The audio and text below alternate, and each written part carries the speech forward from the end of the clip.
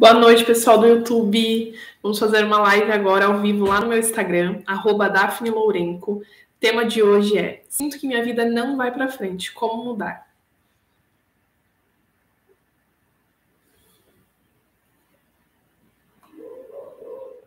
Boa noite.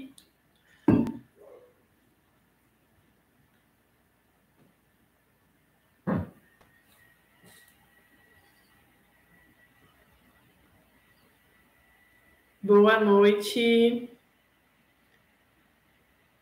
Saudade de fazer live com vocês.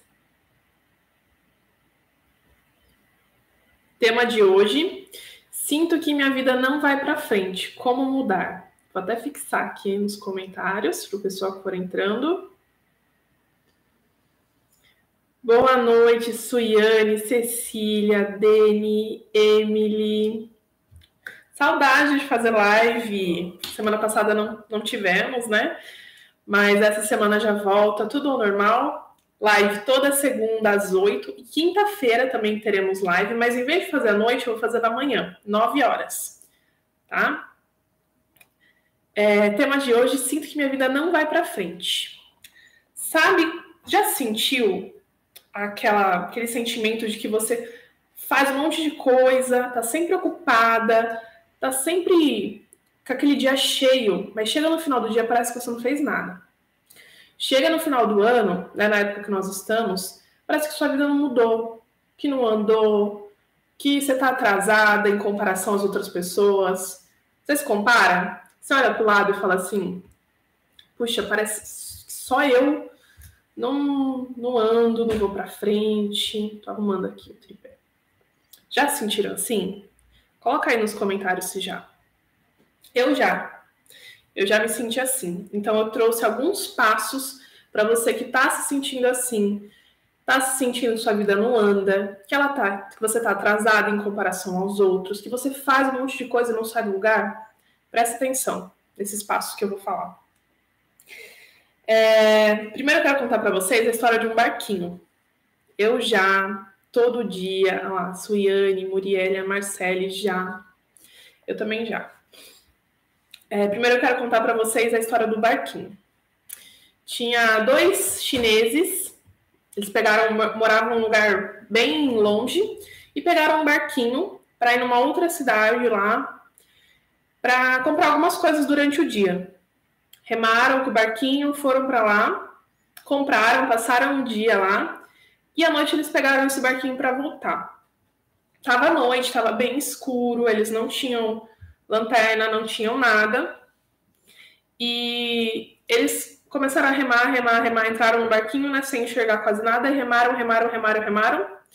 Aí eles, nossa, mas tá demorando muito, tá estranho isso, a gente não chega nunca, eu não tô vendo terra, né, à vista, tá estranho. Mudaram de direção, remaram, e nada, não encontravam o caminho de volta, de jeito nenhum. Aí eles desistiram, dormiram. Quando eles acordaram no outro dia, quando amanheceu, eles viram que o barquinho ainda estava amarrado. Então, quer dizer, estavam remando e não saía do lugar mesmo. Talvez seja assim que você esteja se sentindo. Então, o que eu vou falar aqui para você hoje? Vou tirar essa cordinha, sabe? A gente vai ver o que é essa cordinha aí que está te prendendo. Certo? Primeiro lugar, para você que está se sentindo assim, é saber de onde você está partindo. Onde você está hoje. Se alguém me falar assim: Daphne, quero ir para São Paulo. Primeira coisa que eu vou perguntar é: onde você está? De onde você está partindo? Senão não tem como dar direções, não tem como falar nada para a pessoa. Se ela não sabe onde ela está nesse momento. Então, perceba, como que você está hoje? Eu, no começo do ano, eu sempre coloco metas para mim. De vários aspectos assim da minha vida. Meta de saúde, meta de finanças, meta de tudo. Lugares que eu quero conhecer. E eu coloquei uma meta de percentual de gordura. Acho que 20 ou 21%, alguma coisa assim. E eu nem sabia quanto eu tinha, né? Eu falei, achei bonito, coloquei lá a meta para mim. Aí eu descobri no meio do ano que eu já tinha esse percentual de gordura. Quer dizer, eu não sabia de onde eu estava partindo. Eu não sabia, eu não tinha uma comparação para falar assim, ó, eu tenho isso, eu quero ir para isso aqui. Entendeu? Por isso que é muito importante você saber de onde você está partindo. Para chegar lá na frente também e saber olhar para trás e ver, ó, sair de lá, conseguir. E você só vai conseguir fazer isso quando você ter uma noção de como você está hoje, como sua vida está hoje, o que você quer mudar, qual é a área da vida que você quer mudar, certo? Se chegar lá na frente, já viu aquelas pessoas que estão fazendo dieta? E você fica, sei lá, 2 meses sem ver a pessoa. Você olha para ela e fala assim, caraca, como você emagreceu? A pessoa fala, sério? Emagreci? Ela não percebe, porque ela tá se vendo todo dia. Então ela não consegue ter uma dimensão da mudança. Agora, quando ela olha uma foto do antes e do depois, aí ela consegue ter aquele choque, né? Então, por isso que você tem que pegar um caderninho, sabe, um caderninho de autoconhecimento. Sempre falo para as minhas alunas, para as minhas pacientes terem esse caderninho, para marcar como está a sua vida hoje, o que você quer mudar. Você pode até fazer um vídeo, se você quiser. É mais impactante ainda do que ler. O que você quer mudar, o que você não quer mais, qual é a área da vida, como está hoje e você não quer mais. É um ótimo exercício para agora, para o final do ano, né? Para vocês começarem em 2023 já com todo o gás para mudar. Então anota, ou faz um vídeo, não sei, mas tenha bem registrado da onde você está partindo e o que você quer mudar, ok? Próximo passo. O que você quer? Isso é muito importante também. Não adianta só você falar assim, eu quero mudar, eu quero pra... Você entra num táxi, você fala assim para ele, taxista, eu quero ir para frente. Não adianta, não resolve. Você tem que falar para ele exatamente o local, o endereço, o número que você quer ir. Mesma coisa na sua vida. Se você quer andar, é subjetivo, né, esse termo. Se você quer evoluir, se você quer sentir que sua vida está indo para frente, você tem que saber para onde você quer ir. É aquela frase, né, muito famosa. Se você não sabe para onde você quer ir, qualquer caminho serve, alguma coisa assim. Isso é muito verdade. Então, saiba de onde você está partindo, para onde você quer ir. E esse para onde você quer ir, ele tem que ser de uma forma bem objetiva. Ele não pode ser subjetivo. O que é subjetivo? Subjetivo são palavras, frases, termos que cada um vai interpretar da sua maneira. Ele tem essa margem de interpretação, cada um vai entender de uma forma. Se eu falar assim, eu quero ter sucesso, para mim significa uma coisa, para você significa outra, para o fulano significa outra. Então, não coloque esse para onde você quer ir de uma forma subjetiva, coloque de uma forma bem objetiva, bem específica. Eu vou falar daqui a pouquinho sobre as metas para vocês colocarem, como fazer uma meta correta, certo?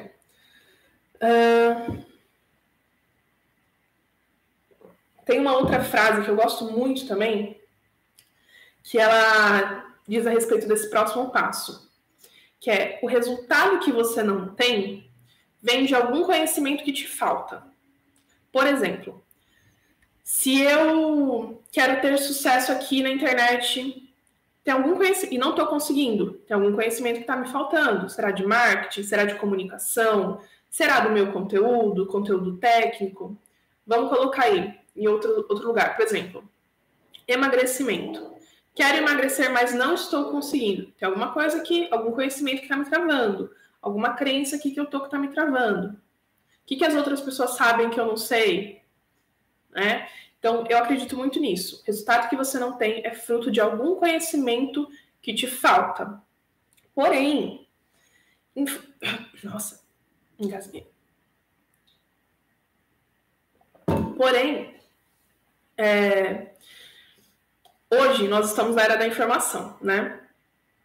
Nós temos mais informações que o imperador romano. Sabiam disso?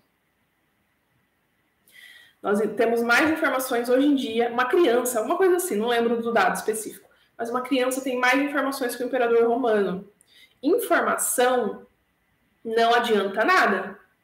Você pode ficar o dia todo aí procurando informação no Instagram, no YouTube, né? Conteúdos, comprando um monte de curso. Tem gente que faz isso, compra um monte de curso e não termina, não aplica nada na vida. Então, informação é diferente de conhecimento. Quando você tiver acesso a esse conhecimento, o próximo passo é colocar em prática, ir para a ação, certo? Não vamos ficar só na teoria.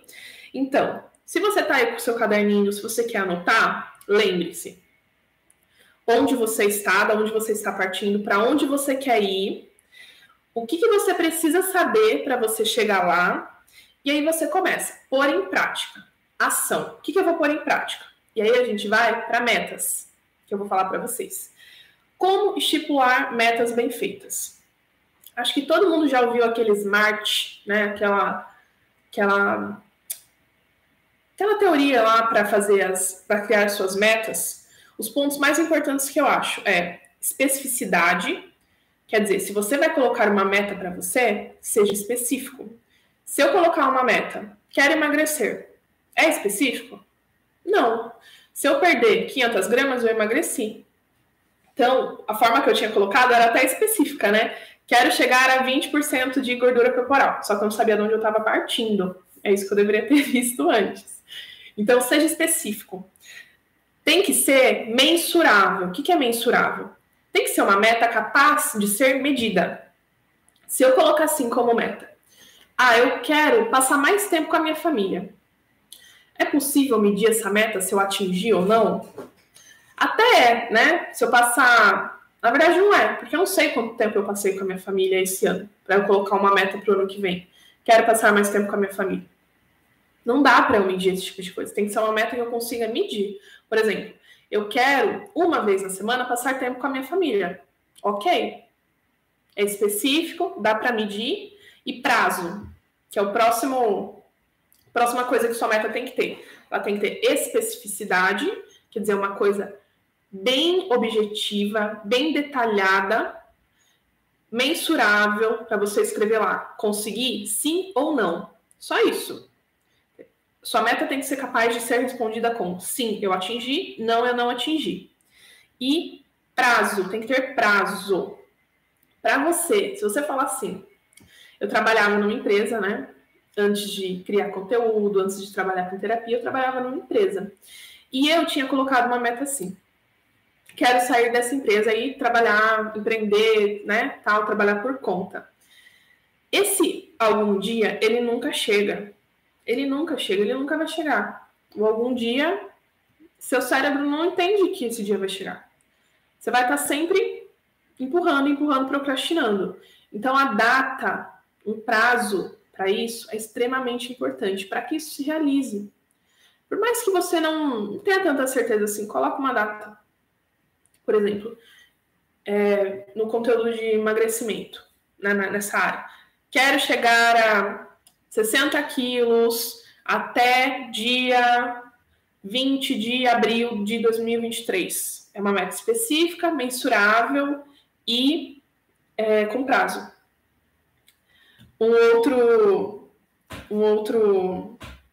Uma meta que eu coloquei desse ano, né? Eu tinha colocado no começo do ano, eu tinha 1.000 e pouquinhos seguidores aqui no Instagram. E eu coloquei uma meta de ter, não lembro, acho que foi 16 ou 26 mil seguidores, não lembro agora.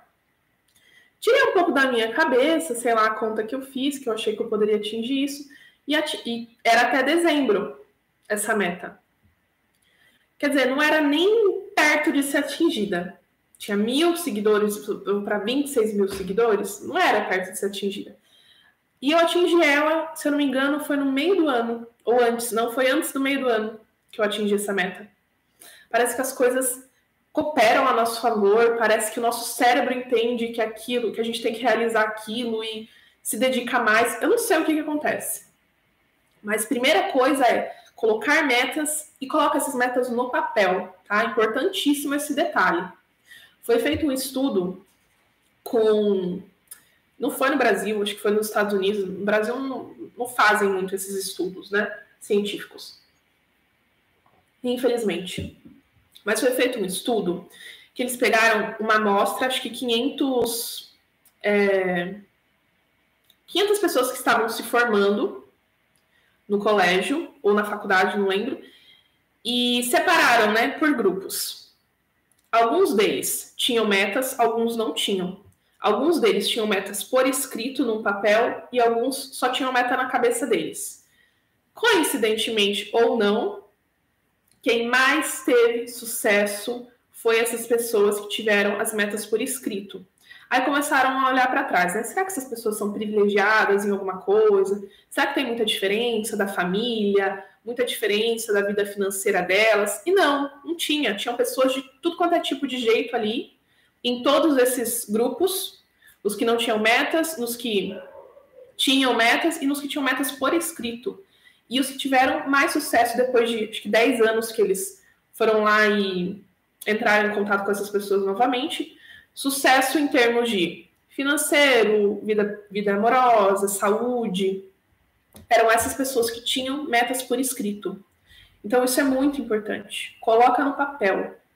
Sua cabeça vai, seu cérebro, sabe, vai trabalhar a favor disso. Para quem acredita em lei da atração, sei lá, parece que as coisas ajudam mesmo, as coisas cooperam. Certo? Próxima coisa, próximo passo é a consistência. Importantíssimo também. Nada adianta se você não tiver consistência. Consistência, né? Fazer o que tem que ser feito todo dia, continuamente, por um longo período. Não é fazer por uma semana, fazer por um mês. É fazer por um ano, 2, 3, 4. Bambu chinês é um bambu que você planta a sementinha, e passam 5 anos e parece que nada está acontecendo. Imagina a consistência de se regar um bambu desse. Ele vai crescendo para baixo, as raízes. Procurem aí na internet depois para vocês verem. Ele vai criando raiz, até que essa raiz está funda o bastante. E no 5º ano, mais ou menos, que esse bambu foi plantado, ele pega no mínimo 12 metros de altura. De 12 a 20 metros de altura, alguma coisa assim. Quer dizer, ele só vai para cima quando a raiz dele está muito bem estruturada, está forte ali. Isso é consistência, né? Quer dizer, fazer uma coisa, imagine, por 5 anos, para suas raízes serem bem firmadas ali, para depois ter realmente um crescimento. Isso a gente está falando com muito exagero, né? Pouquíssimas coisas aí vão demorar 5 anos para acontecer na sua vida. Certo? Outra coisa que pode te atrapalhar nessa consistência é a procrastinação. E só de procrastinação dá para a gente fazer uma live sobre isso, né? De tanto que esse assunto rende. Se vocês quiserem, me mandem que eu preparo uma live com mosquitinho. Preparo uma live só sobre a procrastinação. Mas assim, em resumo, procrastinação, ela hoje em dia está muito comum. Por quê? A gente está sendo super estimulados o tempo todo. O tempo todo a gente é... Nossa, tem um mosquito. O tempo todo a gente é hiperestimulado. Ou a rede vizinha lá, que eu não vou falar o nome. Vocês usam a rede de vídeos lá? Aquilo ali, você entra, você não quer sair. Parece que passou 5 minutos, você passa 1 hora lá tranquilamente, só vendo vidinho curto. Por quê? Por que aquilo estimula tanto? Libera dopamina, né? Libera aqueles hormônios, aqueles neurotransmissores do bem. Do bem, entre aspas, né? Porque a gente fica mal acostumado. Porque são vídeos curtos, rápidos, quer dizer, novidade. O nosso cérebro gosta de novidade, com assuntos ali totalmente diferentes um do outro. Você não sabe o que vai vir. Você só passa para cima, você não sabe o que vai vir. Mesma coisa do Reels aqui do Instagram, né? Então, a novidade o tempo todo, surpresa. Nosso cérebro adora isso. Por isso que o nosso cérebro adora a notificação do celular. Né? Aquilo ali hiperestimula o nosso cérebro, que depois eu tô vendo pessoas que já têm dificuldade em sentar para assistir uma série, um filme, não consegue. Prefere ficar ali na rede vizinha, no Reels, que é conteúdo curto, rapidinho. A gente está ficando muito mal acostumado, a gente não consegue mais ter paciência para nada. A gente não consegue ter atenção em nada mais, por causa desses hiperestimuladores. Eu uso, né? Eu falo, mas eu uso a Rede Vizinha com moderação, claro, mas eu gosto. É muito viciante. E você percebe, eu percebo, né? Eu gosto de... Primeiro, eu sou meu próprio estudo, né? Meu próprio paciente. Quando o vídeo começa a demorar um pouquinho, a pessoa enrola um pouquinho para falar, eu já tô mudando. Você não aguenta. É coisa de um segundo. Já tem que prender a sua atenção. Então, isso. Instagram, né? Os stories. Por que os stories fazem muito mais sucesso do que feed, do que live? Tem, sei lá, 1000 pessoas lá nos stories. Aqui tem 15. As pessoas não têm mais paciência. Não tem paciência para coisas mais longas, coisas que demandam mais atenção. A gente está ficando super mal acostumado. Ler um livro, então, nem se fale, né? Quem que consegue ler um livro hoje em dia? Muito pouco. Eu leio, mas é muito pouca gente que consegue ter uma atenção num livro e ler um livro inteiro. Porque essas coisas naturais, essas coisas que não são tão estimulantes, vai perdendo interesse pra gente. É muito mais interessante entrar e ficar vendo vidinho. É muito mais interessante para o nosso cérebro. É legal? Gosto, uso, mas tem que ser usado com moderação. Não é só nisso, tá? Não é só na tecnologia. Por exemplo, alimentação. Uma pessoa que está muito acostumada a consumir alimentos super doces, super salgados, gordurosos, ela vai comer uma fruta, ela vai achar super sem graça. É aquela pessoa que come um mamão, quer botar açúcar no mamão. Não consegue sentir o doce da fruta, que é um alimento mais natural, mas é doce. É doce. É porque o paladar está sendo hiperestimulado. Então, a gente fica cada vez mais mal acostumado a essas coisas hiperestimulantes e não conseguimos fazer coisas mais tediosas, coisas mais pacatas, tipo ler um livro, comer uma fruta, uma verdura. Sabe, a gente desacostumou do tédio. E aí, por que isso afeta a procrastinação? Né? O assunto eu estava falando da procrastinação. Porque eu não consigo mais me dedicar para um relatório do meu trabalho. Eu não consigo mais me dedicar a sentar a bunda na cadeira e estudar. Eu quero essas coisas que liberam dopamina o tempo todo. O que fazer nesse sentido? Primeiro, um jejum de dopamina. Não dá para você ficar o tempo todo sendo hiperestimulado por rede social, por notificação, por alimentos, por... sabe? Só essas coisas. E que você não vai conseguir fazer o resto. Você não vai conseguir fazer essas coisas mais naturais. Então, faz um jejum do tipo, diminui, ou tira da sua vida, sei lá, por uma semana. Você vai ver quanto tempo vai te sobrar. Vai dar tédio, vai dar, eu sei. Mas é para você começar a acostumar novamente a esses estímulos naturais. Você começar a conseguir ter atenção para ler um livro, para fazer um relatório do seu trabalho, para estudar. Então, isso é excelente para o caso de procrastinação, tá? E essa constância que eu estou falando aqui, ela exige disciplina. Disciplina é treinável. Disciplina é aquela habilidade de fazer coisas que eu não estou tão afim, mas porque eu sei que eu tenho que fazer. Certo? O que pode te atrapalhar nisso, também da procrastinação, é o perfeccionismo. Eu nem começo, por exemplo, eu tenho uma tarefa difícil, um TCC, eu nem começo a fazer esse TCC porque eu vejo uma coisa muito difícil, eu vejo uma coisa muito impossível para mim. Eu quero fazer o melhor, eu quero fazer perfeito, e aí eu nem começo. E aí eu procrastino até uma semana antes para eu fazer mal feito e falar que foi culpa do tempo, falar que foi culpa que eu não tive tempo hábil suficiente. Então, um desses passos, né, para mudar isso que essa sensação que você está que sua vida não está andando, ter atenção aí na procrastinação. Perceba o que está te fazendo procrastinar. Será que é o perfeccionismo? Será que você não consegue mais ter atenção em coisas mais chatas, entre aspas? E aí você não vai ter que fazer um jejum de dopamina um pouco? Para você começar a desensibilizar o seu cérebro para essas coisas mais naturais, mais calmas. Não existe mudança sem desconforto, gente, não existe. A gente está muito mal acostumado. Começar a fazer coisas não tão legais, não tão gostosinhas assim, isso treina a gente, treina o nosso cérebro. Se eu vou numa academia e eu falo, só vou sair daqui quando eu fizer todos esses exercícios, eu passo a fazer as outras coisas também com diligência, com cuidado, com excelência. Quando a gente faz uma coisa mais ou menos mal feita, a gente passa a fazer todo o resto desse jeito. E vamos lá, próximo passo. Talvez você que esteja com essa sensação de que sua vida não anda, não vai para frente, você esteja na posição familiar errada. Como assim? O que é isso de posição familiar errada? Para quem não sabe, eu sou psicanalista, né? Sou terapeuta.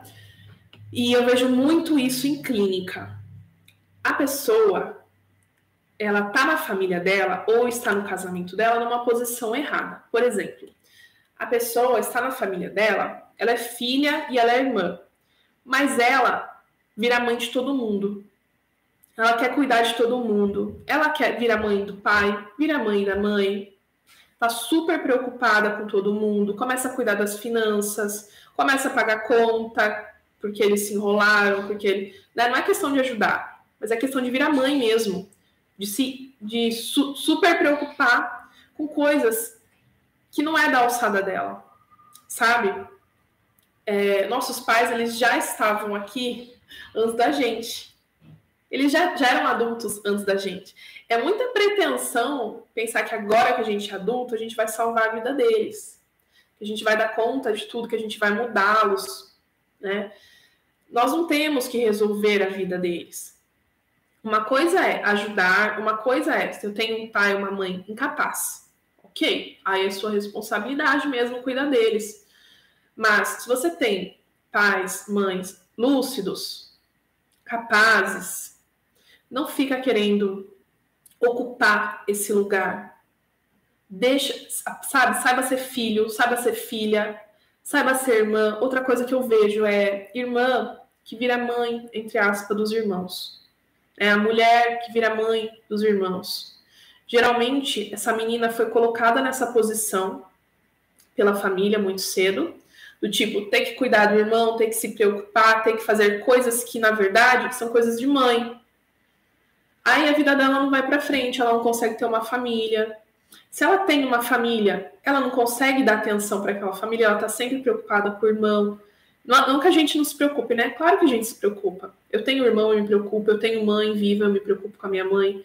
Mas é aquela coisa, salvar é diferente de ajudar. Eu ajudo quando eu posso, quando não vai me trazer prejuízos para a minha vida e para a vida que eu levo hoje, que é com meu namorado, né? Que a gente mora junto. Tenho essa casa agora para cuidar.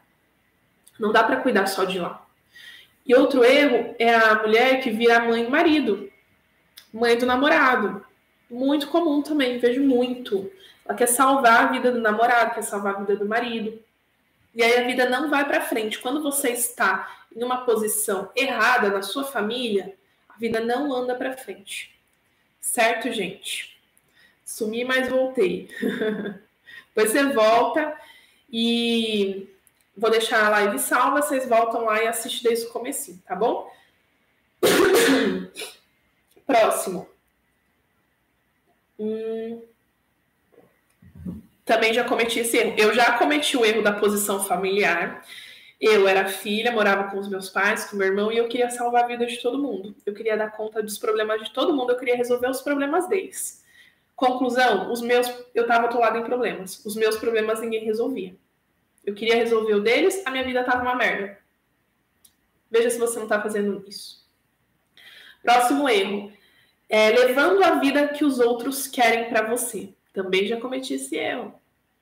Quer dizer, eu tô suprindo as expectativas dos outros. Eu tô fazendo o que eles esperam.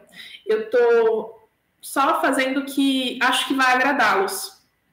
Quando que eu cometi isso? Desde sempre, mas na minha área profissional, eu entrei na faculdade com 17 anos, quer dizer, uma menina, né, uma adolescente. Acho que pessoas de 17 anos não estão aptas, não estão capazes ainda de escolher a profissão. Acho que elas deveriam ter muito suporte psicológico, porque não é uma decisão fácil de se tomar. Tomei minha decisão com 17 anos, totalmente sem cabeça, totalmente perdida na vida. Escolhi engenharia de produção, porque uma amiga da escola tinha falado que era legal, que ela ia fazer e que era bem remunerado. Eu nem sabia o que era engenharia de produção e fui. Não. Aí antes eu falei assim para minha mãe: mãe, eu acho que eu vou fazer engenharia de produção. Ela: eu vou amar que você faça. Pronto. Ali foi decidido para mim. Ali eu nem me consultei mais se aquilo tinha a ver comigo, se era aquilo que eu queria. Só porque minha mãe aprovou, eu fui. E fiz 6 anos numa faculdade que não gostei, que não trabalho na área, que não tem nada a ver comigo.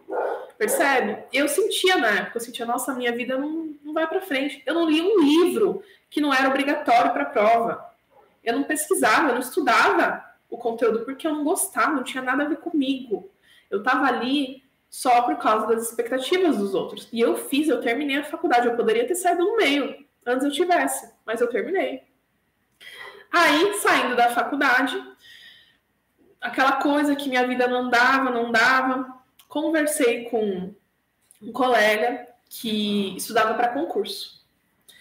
Aí, mais uma vez, vai eu na onda dos outros, porque ele falou que estudava para concurso era bom, que era estável, que pagava bem. Quer dizer, eu não estava nem um momento lembrando da minha essência, da Daphne, do que eu queria. Eu estava só assim, indo na onda do que os outros me falavam, indo por o que eu achava que seria bem remunerado. Eu não era bem remunerada, porque eu não estava fazendo aquilo de coração, eu não estava me entregando para aquilo, eu só estava indo com, assim, os motivos errados.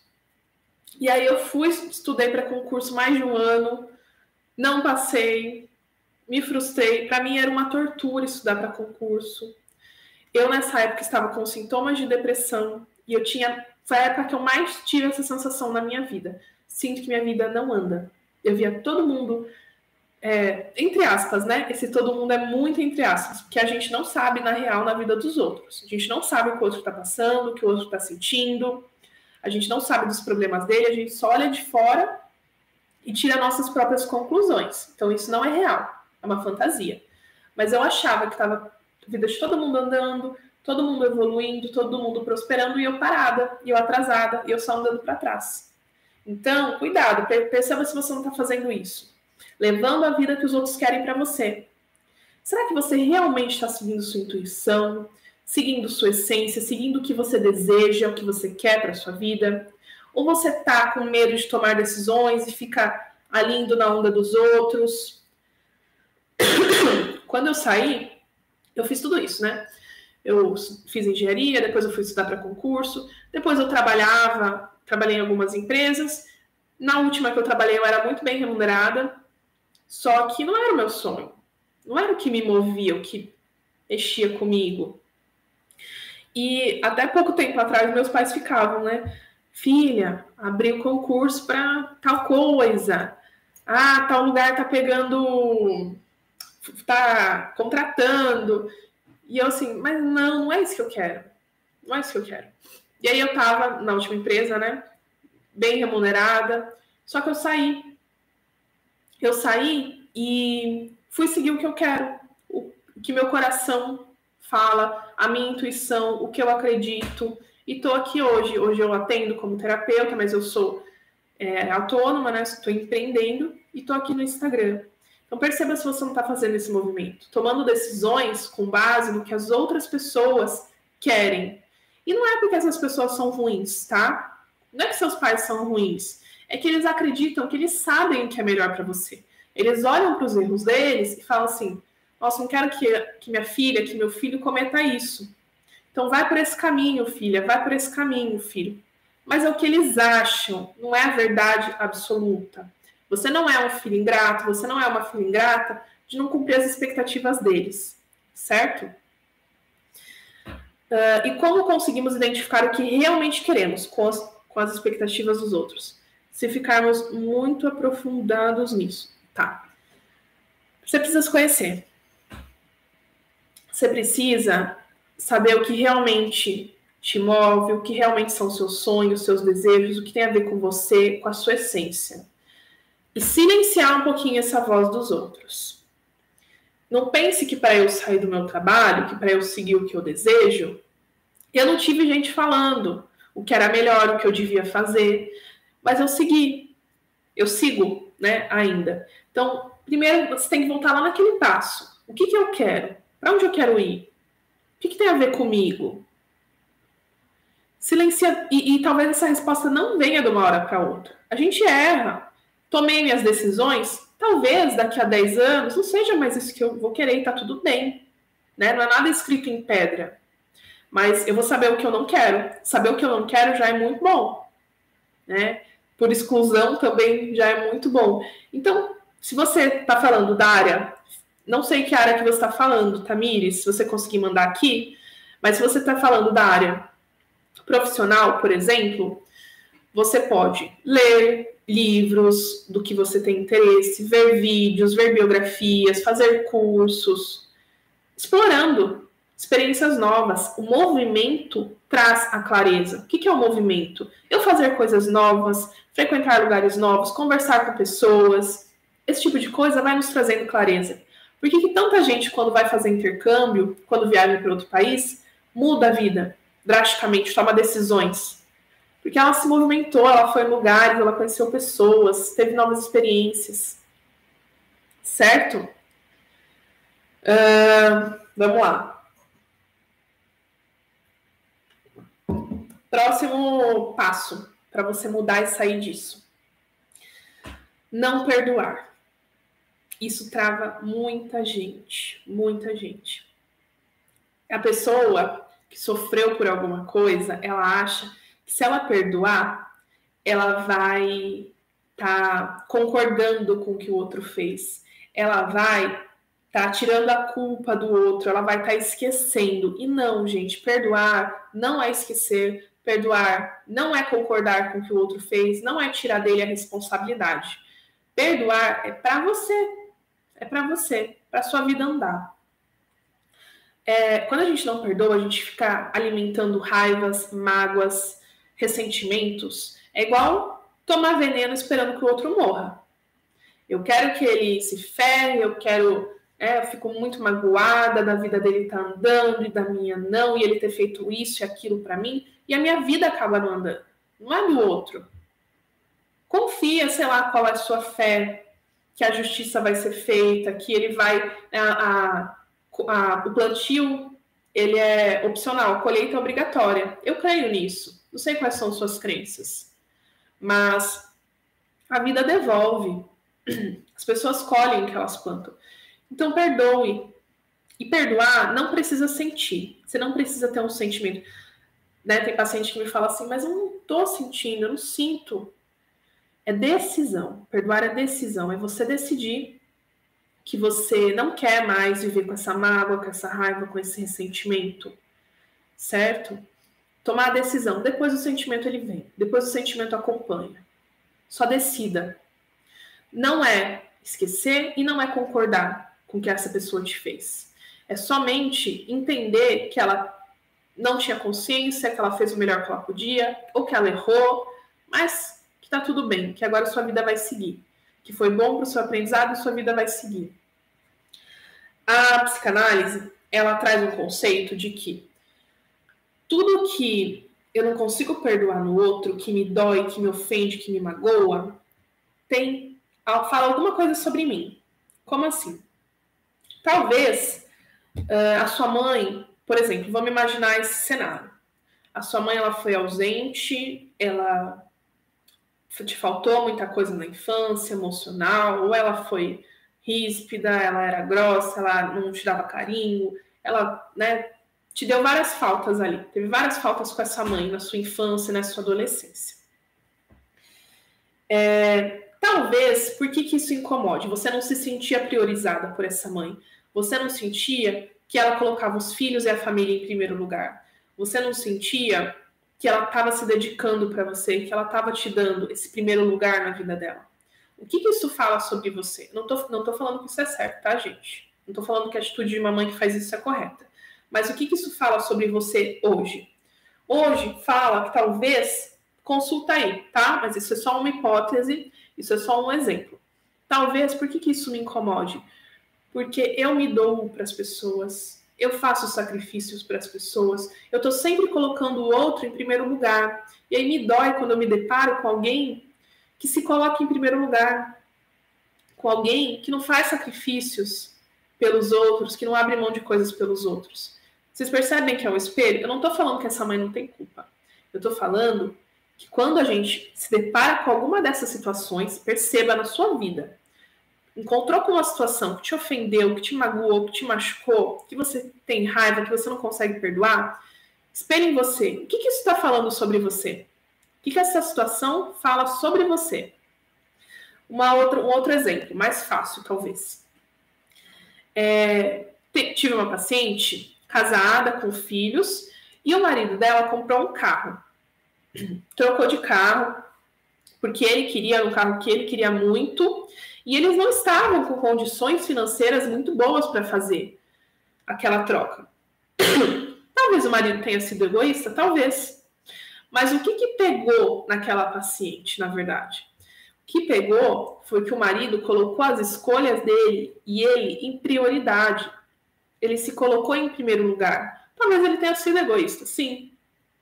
Mas ela se sacrificava pela família. Ela se doava pelo marido e pelos filhos. Ela deixava os sonhos dela e os desejos dela em último lugar. Ela não fazia nada, nenhum movimento para os sonhos, para realizar os sonhos dela.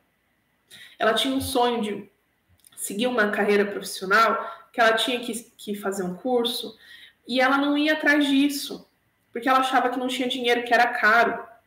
Aí o marido dela vai lá e foi e conquistou um sonho dele. Percebe? Então, talvez esse marido foi errado? Talvez.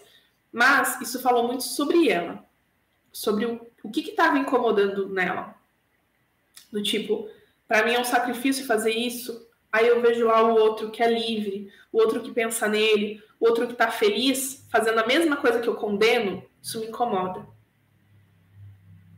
Isso virou uma chave para mim. Que delícia, Vanessa, que bom. Percebam, o que está te incomodando tanto que o outro está fazendo? E até nas mínimas coisas, sabe? Aquela pessoa que ela, por exemplo, é super correta, é super certinha, ela se alimenta bem, ela come saudável, ela vai na academia, ela acorda cedo, ela acorda de madrugada para arrumar a casa, para ler, para não sei o quê. Aí vem um outro lá que bebe cerveja e come tudo, que tem vontade, e chega no trabalho atrasado de vez em quando. Por que isso incomoda? Porque eu estou fazendo um sacrifício. Me incomoda ver o outro livre. Me incomoda ver o outro tendo uma liberdade que eu não me dou. Me incomoda ver o outro sendo feliz com algo que eu não me permito. Sabe? Então é um espelho. Talvez isso reflita a nossa incapacidade, ou o que a gente não se permite, o que a gente não se dá. Então, lembrando lá do tópico, é sobre o não perdoar. É sobre isso de não dar perdão para as pessoas pode estar travando a sua vida, pode estar fazendo com que você não sinta que a sua vida prospere, que a sua vida evolua, que a sua vida flua. Quando eu não me ofendo por qualquer coisa, quando eu perdoo com facilidade, quando eu não fico guardando ressentimento, não fico guardando mágoa, a minha vida flui.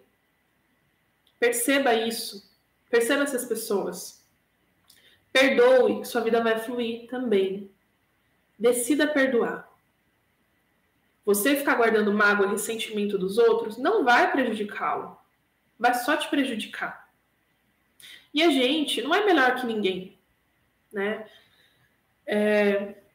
Talvez você tenha sido traído, traída, e a gente julga muito, né? Por que ele foi capaz, ele fez isso comigo? Sim, ele foi errado, com certeza. Mas a gente não é melhor que ninguém. Talvez você não erre na traição, mas talvez você erre em outras coisas com as pessoas. Nós também decepcionamos os outros, nós também machucamos os outros, certo? Por isso que quando a gente consegue ser mais flexível com o outro, a gente é mais flexível com a gente mesmo. A gente se permite errar, a gente se perdoa, a gente se permite aprender também. sabe? As coisas fluem melhor internamente também. Próximo passo. Estamos acabando, tá? Próximo passo. O que pode estar travando? Olha só, entrou uma Daphne. Próximo passo. Reclamar de tudo. Isso também pode estar travando a sua vida. Reclamar. Vamos prestar atenção nessa palavra? Clamar. O que é clamar? Pedir, né? Solicitar, sei lá, joga depois do Google o significado, mas é mais ou menos isso, é pedir. Reclamar, eu estou pedindo para que essa coisa aconteça. Estou pedindo para que isso fique acontecendo comigo. Então, parem de pedir, parem de reclamar. Tem coisas que convém, né, que a gente tenha que reclamar, assim, não é aceitar tudo que o outro vai me dar. Não é ser submissa, não é isso. Mas é essa pessoa que fica reclamando de tudo, das pequenas coisas. Parece que é uma satisfação para o outro. Qual será que é a finalidade? Você que reclama, qual é a sua finalidade em reclamar? É que o outro resolva para você? Ou é só desabafar? Ou é... Talvez você esteja esperando que o outro vá lá e resolva essa situação para você. E aí, tira toda a responsabilidade de você. Perceba a finalidade da sua reclamação. Tenta entender isso. Por que eu fico reclamando? A pessoa que reclama de tudo, ela tá vendo a vida com óculos preto e branco. Ela só consegue enxergar as coisas ruins. E vira um hábito. Esse que é o problema. Aumenta a insatisfação dessa pessoa, não aumenta o problema continua o mesmo, mas aumenta a insatisfação dela. E começa a virar um hábito. Eu começo a ir num lugar e só reparar as coisas ruins. Eu me aproximo de pessoas e só reparo o que é ruim. Só reparo os defeitos. Cuidado, gente. Cuidado. Isso não precisa não reclamar, mas seleciona. Não fica reclamando de tudo, não. Começa a guardar coisas irrelevantes. Deixa passar despercebido. É aquela coisa do perdoar, né? Eu também não sou perfeita. Então, não seja tão rígido com a imperfeição dos outros, dos lugares, de qualquer coisa. Ok? Por exemplo, e isso às vezes pode ser uma forma de não olhar para a sua responsabilidade e para o problema real. A pessoa que está sempre reclamando do chefe, da empresa, sei lá, de tudo ali do trabalho, ela está tirando a responsabilidade dela de que talvez ela tenha que procurar um outro emprego, de que talvez ela tenha que fazer um novo curso, uma nova faculdade e se especializar ou empreender, sabe? Ela está tirando o foco dela. É como se o problema todo fosse só a responsabilidade do chefe, da empresa, que paga mal e tudo mais. Quer dizer, e ela? O que será que ela está entregando para essa empresa? Será que ela está dando resultado? Se tiver e não está sendo reconhecida, foca no problema real, sair dessa empresa. E não ficar esperando que o seu chefe, que o trabalho, que a empresa que você trabalha mude. Próximo passo. Pode estar travando a sua vida. Que você está se sentindo atrasado, sentindo que a vida não anda. É a ingratidão. Nós não somos gratos naturalmente. Não somos. Eu sei que viralizou aí uma coisa, né, da positividade tóxica, que tem que ser grato e não sei o quê. Mas a nossa tendência é olhar para os problemas, para as coisas ruins. É natural do ser humano. É até um modo de sobrevivência, né? Pode ver o jornal. Jornal na televisão. Não fica passando o que é bom. Às vezes até passa, mas o tempo é muito curto. Mostra os problemas, porque isso é mais polêmico, porque a gente dá mais atenção. Eu ouvi uma frase de uma pessoa que falava assim, se uma pessoa falar que orou por você na igreja, você não vai dar nenhuma importância para aquilo. Agora, se a pessoa falar que fez macumba para você, meu Deus, vai travar sua vida, vai parar. Você vai entrar em desespero. Porque a gente dá muito mais ênfase para o que é ruim. É natural do ser humano. Natural. Você pode receber 10 elogios. Colocou uma roupa nova, recebeu 10 elogios, todo mundo amou, todo mundo falou que está linda. Um falou que odiou. Você vai pegar esse que odiou e vai guardar isso para você. Porque a gente foca no que é ruim. Então, a gratidão, ela não é natural do ser humano. Você tem que exercitar esse tipo de coisa. É colocar o óculos cor-de-rosa, né? Tirar o preto e branco do reclamar e colocar o cor-de-rosa. Colorido, não cor-de-rosa. Cor-de-rosa vai parecer muito infantil. Mas colocar o óculos colorido. Né? De ver a vida, as coisas boas também. A gente se acostuma muito com as coisas. Muito. Eu já não tive... Por exemplo, quando eu era adolescente, sonhava em ter um carro, tirar minha carta, comprar um carro. Comprei, tirei minha carta. Quando eu comprei, veio aquela coisa boa, né? Ai, que delícia, consegui e tal. Passou, sei lá, um mês, aquilo já era normal. Né? A gente vai acostumando. Aí fui lá, troquei de carro. Nossa, que euforia, que delícia, consegui o carro que eu tava querendo, conquistei. Maravilha. Passou uma semana, 2 semanas, 3 semanas, 1 mês, 2 meses, normal. Você já se acostumou. Aquilo já passa a ficar assim do cotidiano. Então, a gente se acostuma. A gente se acostuma. Quem nunca ouviu, né? Quem nunca falou, aliás, eu era feliz e não sabia. Eu tinha tudo e não sabia. Talvez quando você tinha um trabalho legal ou quando você tinha um relacionamento legal, né? Só dá valor quando perde. Por quê? Porque você estava lá e você não conseguia sentir gratidão. Você não conseguia perceber o quanto de coisa boa tinha. Então, comece a exercitar o seu olhar para identificar essas coisas boas enquanto você está vivendo elas. Não quando passar, quando perder. Porque a gente perde. A vida é estável. A vida acontece mudanças o tempo todo. Né? A única certeza da vida é que a vida vai mudar. Então, perceba enquanto você ainda tem. Talvez você esteja com problemas financeiros, talvez você esteja com problemas no seu relacionamento, ou de saúde, ou alguém da família com problemas de saúde, mas olha as coisas boas. O que está acontecendo de bom também? Isso tem que ser um exercício diário. Parece clichê, parece batido, mas se você pegar esse hábito de reconhecer essas coisas boas, o seu humor, a sua vida, o seu ânimo de acordar todo dia vai mudar. E o último passo para a gente encerrar, tá quase dando 1 hora já de live, falei muito. Eu pensei, nossa, vou fazer 20 minutinhos de live hoje só. Tá dando 1 hora. Enfim, o último passo para você que a vida não anda, não vai para frente, é desejar o mal do outro. A famosa inveja, né? E inveja, gente, é um sentimento normal do ser humano. Pode ver criança sente inveja. Criança sente quando o amiguinho consegue lá um brinquedo que ela queria. É porque ela é má? É porque a criança é ruim? Não, é um sentimento. Todo mundo na internet é invejado. Nossa, todo mundo adora compartilhar um post de inveja, não sei o que, aquela indireta. Mas ninguém inveja, né? Todo mundo é invejado, mas ninguém inveja. E quando você deseja o mal do outro, e daí acho que é pior que inveja, né? Não é que eu quero que o outro tenha. Eu quero, é aquela coisa de, eu não quero que o outro tenha isso. Eu não quero que o outro conquiste isso. Acho que é pior ainda. Eu não sei se isso é inveja, mas é pior ainda.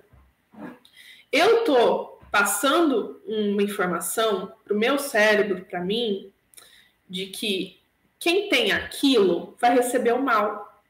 Quem tem aquilo vão acontecer coisas ruins. Quer dizer, se eu vejo uma pessoa rica, com prosperidade financeira, que tá meu primo, minha prima, meu amigo, que está subindo na carreira, que está tendo sucesso financeiro e eu desejo mal, eu estou meio que passando uma informação para mim mesma que quem está tendo sucesso, quem se destaca, vai ser alvo de crítica, vai ser alvo de maldade. Como é que eu me identifico com aquilo? Eu não vou me identificar, eu vou repelir aquele tipo de coisa. Vocês conseguem compreender isso? Não sei se ficou muito claro. Mas se você vê uma pessoa em uma posição que você gostaria de estar, e você deseja mal para ela, você está afastando isso de você. Em vez de você atrair, em vez de você também conquistar aquilo, que o mundo é isso, né, gente? Não tem só porque uma pessoa tem. É isso que você tem que pensar, pensamento de abundância. Tira o pensamento de escassez. Não é porque o outro tem que você não tem. Se o outro tem, que legal, você também pode conquistar a mesma coisa. O outro tem um relacionamento legal, que ótimo, existem pessoas sinceras e que estão dispostas a amar e ter respeito, e eu também posso encontrar uma pessoa assim. Se o outro tem sucesso financeiro, que bom, maravilhoso, a economia está andando, eu também posso conquistar esse tipo de coisa. Entende? É com esse olhar, É se identificar, falar, desejar o bem para essas pessoas que estão conquistando esse tipo de coisa, para que você se identifique com isso. Para que você também seja capaz de chegar lá. Acho que ficou mais claro, né? Era isso, gente. Espero que tenha ajudado. Você que está se sentindo... Ah, Marla, que bom que ficou claro. Espero que vocês tenham se identificado, né? Como falaram aí, que virou uma chavinha. Amo. Se você perdeu, volta lá no comecinho da live desse estudo. Deu quase 1 hora de live, então tem bastante coisa que foi falado aqui. Quinta-feira teremos live, 9 horas da manhã, sobre me sinto insegura, 5 passos para mudar. Vou dar 5 passos para mudar. Você que se sente insegura, que seja no relacionamento, na vida, qualquer coisa, tá? Vamos falar sobre isso. E para você que quer a minha ajuda, porque aqui eu publico conteúdos, né, gratuitamente para ajudar vocês, como uma forma de servir, como uma forma de contribuir. Amo fazer isso. E se você deseja uma ajuda mais personalizada, mais aprofundada, para a gente realmente entrar, porque aqui é tudo muito generalizado, né? Eu não sei quem está aí do outro lado. Eu não sei se a pessoa está se identificando com uma coisa, com outra. Então, eu cito mais ou menos que uma coisa generalizada. Se você quer minha ajuda mais personalizada, 1 a 1, eu e você, eu atendo em terapia, tá? Só clicar no link lá que está na minha bio, vai cair um número do WhatsApp e por lá eu passo todas as informações. Ou eu também tenho o meu curso, que é o Florescer, que nesse momento está com as vagas encerradas, mas em janeiro nós vamos abrir novas vagas para esse curso, que é de desenvolvimento pessoal, que vocês vão ficar muito mais pertinho de mim, eu consigo ajudar vocês muito melhor. A gente também tem uma mentoria online, tá? Então, precisou de mim, link tá lá na bio. Nos vemos quinta-feira, às 9 da manhã, e nos stories. Um beijo, gente. Ótima noite para vocês.